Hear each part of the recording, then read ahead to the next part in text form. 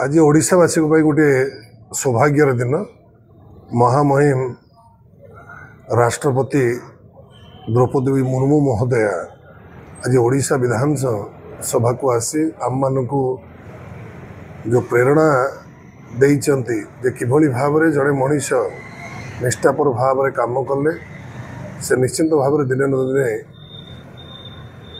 सफलतार शीर्ष रे पहुँची पारिबो। आमर परम सौभाग्य आमे पाइलु जे भारत वर्ष रे कौनसी राष्ट्रपति केबे ओडिशा विधानसभा को आसी नथिले।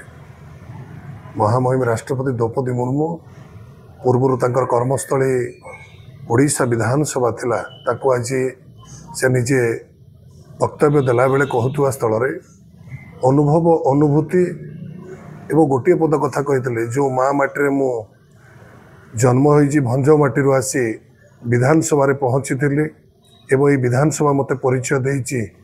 आज राज्यपाल होंतु किंबा राष्ट्रपति भाव आज भारत वर्ष रे सेवा करिया पे जो सुजोग पाइछि आमे चिर नमस्य रहिबे राष्ट्रपति द्रौपदी मुर्मू महोदय।